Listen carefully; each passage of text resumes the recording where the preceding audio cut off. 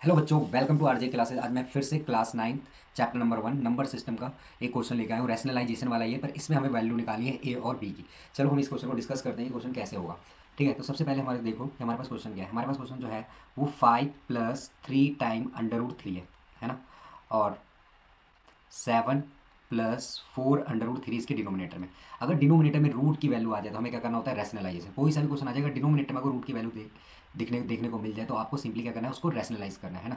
तो देखो, और इक्वल टू के निशान, इक्वल टू में जो है हमारा वो a + b√3 है ना। b√3 है ना। हमें ए और बी की वैल्यू फाइंड आउट करनी है, तो सबसे पहले तो इसको सिंपल बना देते हैं। अगर ये प्लस में तो इसका रैशनलाइज किस में होगा, माइनस में, है ना। और ऊपर भी 7 - 4 √3 लिखेंगे, है ना। तो देखो, अब सबसे पहले तो इसमें फॉर्मूला लग जाएगा a + b और a - b का जो भी फॉर्मूला होता है a² - b², है ना। तो देखो, मैंने क्या कहा, ए की वैल्यू क्या है 7, तो 7 का स्क्वायर हो जाएगा। बी की वैल्यू क्या है 4 √3, तो 4 √3 का स्क्वायर हो जाएगा, है ना। अब तुम्हें पता है इस वाले पर 5 + 3 टाइम √3 को मल्टीप्लाई करना है 7 - 4 √3 के, तो इसको हम रफ वर्क में कर लेते हैं। तो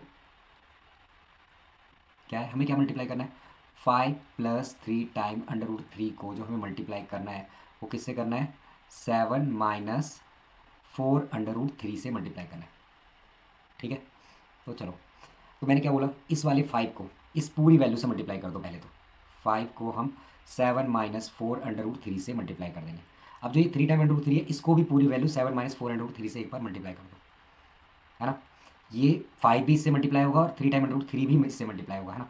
और ब्रैकेट में लिख दो 7 - 4 √3, है ना। तो देखो, 5 को हम 7 से करेंगे तो 35 आएगा। 5 को हम 4 से मल्टीप्लाई करेंगे तो 20 आएगा, 20 √3 आएगा, है ना। 3 टाइम √3 को अगर हम 7 से मल्टीप्लाई करेंगे तो कितना आएगा, यहाँ पे 21 √3 आ जाएगा, है ना। 3 टाइम √3 को अगर हम इससे मल्टीप्लाई करेंगे, देखो 3 को 4 से करेंगे तो कितना आ जाएगा, 12 आ जाएगा, है ना। वो भी माइनस का, प्लस माइनस क्या होता है, माइनस, है ना। फिर क्या बचेगा, √3 को √3 से मल्टीप्लाई करोगे तो क्या आ जाएगा यहाँ पे 3, है ना। तो ये आ जाएगा 35 आ जाएगा तुम्हारा, 20 √3 आ जाएगा तुम्हारा, ये 21 √3 आ जाएगा, और ये हमारा 36 आ जाएगा, है ना। अब बताओ 35 में से 36 जाएगा तो कितना बचेगा, माइनस का 1 बचेगा, है ना। माइनस के 20 टाइम √3 में से प्लस का 21 टाइम √3 को माइनस करेंगे तो प्लस माइनस माइनस होगा तो क्या आ जाएगा, +√3 ही बचेगा। ठीक है, 20 टाइम √3 में से 21 टाइम √3 माइनस कर दो तो क्या आ जाएगा, 1 टाइम √3, मतलब 1 टाइम √3 को हम √3 ही लिखेंगे। ठीक है, तो देखो हमने जब इसको इससे मल्टीप्लाई किया हमने रफ वर्क में, तो यह आया हमारा -1 +√3, है ना। यहाँ पे हमारा आया a + b√3, है ना। अब देख लो, आगे हम सॉल्व कर लेते हैं आसानी तरीके से। तो देखो, ऊपर तो हमारा बचा -1 √3, और नीचे हमारा क्या बचेगा, 7 का स्क्वायर 49 हो जाएगा, और ये हो जाएगा 4 का स्क्वायर 16, और 16 स्क्वायर से रूट कैंसिल तो 3 बचेगा।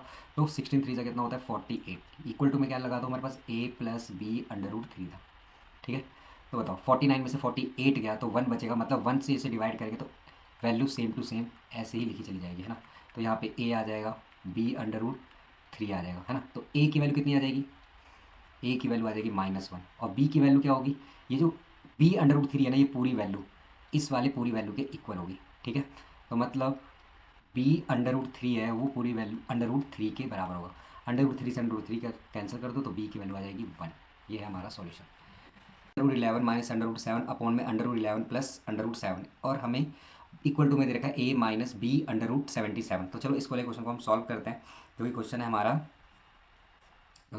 क्या, देखो, √11 माइनस √7, √11 है प्लस यहाँ पे क्या है √7, इक्वल टू का निशान a - b√77, है ना। मैंने क्या कहा था आप लोगों को, जब भी डिनोमिनेटर में कभी भी आपको रूट में वैल्यू दे दिख जाए तो आपको क्या करना है, सिंपली रैशनलाइजेशन करना, चाहे कुछ भी फाइंड आउट करना हो, है ना। तो अगर √11 प्लस √7 है तो इसका रैशनलाइज किस में होगा, माइनस में होगा। √11 माइनस √7, ऊपर भी कर दो सेम टू सेम वैल्यू से, √11 माइनस √7। अब देखो, सबसे पहले ऊपर वाली वैल्यू को मल्टीप्लाई कर लेते हैं। अंडर रूट 11 को अंडर रूट 7 से मल्टीप्लाई करना है, अंडर रूट 11 को अंडर रूट 7 से मल्टीप्लाई करना है। तो इसकी मल्टीप्लाई मैं यहाँ पर रफ वर्क में कर देता हूँ, जो कि हमारा है अंडर रूट 11 को मल्टीप्लाई करना है अंडर रूट 7 से, अंडर रूट 11 को मल्टीप्लाई करना है अंडर रूट 7 से, है ना। ए माइनस बी का होल स्क्वायर का भी फॉर्मूला लगा सकता हूँ, पर नहीं, बिना फॉर्मूला यूज़ करा करो। देखो अंडर रूट 11 को हमें इस पूरी वैल्यू से मल्टीप्लाई करना है ना। तो under root 11 minus under root 7 आ जाएगा, ठीक है। इस माइनस का अंडर रूट 7 को इस पूरी वैल्यू से मल्टीप्लाई करना था। यहाँ पे माइनस का रूट 7 लिख दो और यहाँ पे लिख दो under root 11 minus under root 7 से इसको मल्टीप्लाई करना है ना। तो देखो अंडर रूट 11 को अंडर रूट 11 से करोगे तो 11 ही आएगा, अंडर रूट 11 को अंडर रूट माइनस के अंडर रूट 7 से करोगे तो माइनस का अंडर रूट 77 आ जाएगा यहाँ पे, है ना। देखो फिर इस माइनस के अंडर रूट 7 को अंडर रूट 11 से मल्टीप्लाई करो तो माइनस का यहाँ पे भी अंडर रूट 77 आ जाएगा, है ना। माइनस के अंडर रूट 7 को माइनस के अंडर रूट 7 से करोगे तो यहाँ पे प्लस आ जाएगा, सिर्फ सैम्पल, सिर्फ 7 आ जाएगा। अंडर रूट 7 को अंडर रूट 7 से करेंगे मल्टीप्लाई तो 7 आ जाएगा, और ये माइनस की चीज़ इससे मल्टीप्लाई तो यहाँ पे प्लस हो जाएगा, है ना। तो देखो 11 + 7 कितना हो जाएगा 18, है ना। ये अंडर रूट 77 कितने टाइम्स आ रहा है, 2 टाइम्स आ रहा है, तो ये आ जाएगा माइनस का 2 टाइम अंडर रूट 77। तो देखो अब हम कर लेते हैं अपना क्वेश्चन। देखो नीचे वाले में फॉर्मूले में, देखो नीचे डिनोमिनेटर में जो वैल्यू को हमने रैशनलाइज किया, एक वैल्यू प्लस में एक वैल्यू माइनस में है, तो यहाँ पे फॉर्मूला लग जाएगा a + b, और a - b का फॉर्मूला जो होता है a का स्क्वायर b का स्क्वायर वो लग जाएगा। मतलब हम यहाँ पे लगा लिख सकते हैं अंडर रूट 11 का होल स्क्वायर अंडर रूट 7 का होल स्क्वायर, है ना। जो हमने ऊपर इन दोनों वैल्यू को मल्टीप्लाई किया था, तो इन दोनों वैल्यू को मल्टीप्लाई करने में कितना आया था, हमारा आंसर आया था 18 माइनस 2 टाइम अंडर रूट 77, है ना। और यहाँ पे आया था a - b अंडर रूट 77, है ना। तो देखो आगे भी हम सॉल्व कर लेते हैं। ऊपर वाली वैल्यू तो 18 - 2 टाइम अंडर रूट 77 ही रहने दो।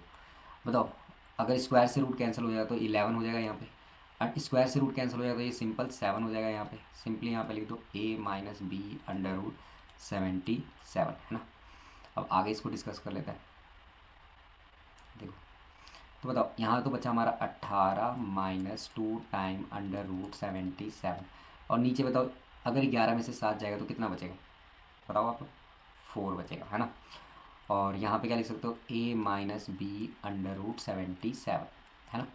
आप सभी ने फ्रैक्शन में देखा होगा कि अगर मैं 5/2 ले लेता हूँ, यहाँ पे 3/2 ले लेता हूँ, तो एलसीएम लेंगे तो क्या आएगा 2 आएगा, और 5 + 3 आ जाएगा, है ना।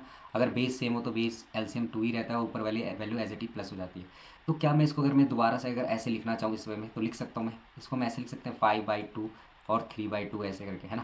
देखो इसमें भी जो इसका एलसीएम आया था वो 4 आया होगा, तो हम इसको हम ऐसे लिख सकते हैं तोड़ के 18/4 2 टाइम अंडर रूट 77/4, है ना। और यहाँ पे a b अंडर रूट 77, है ना, क्या हम लिख सकते हैं।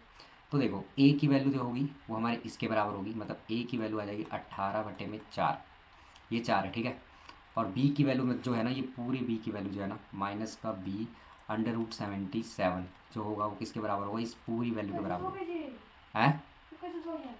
क्या होगा 77/4, ये और ये क्या हो जाएगा कैंसिल हो जाएगा, है ना।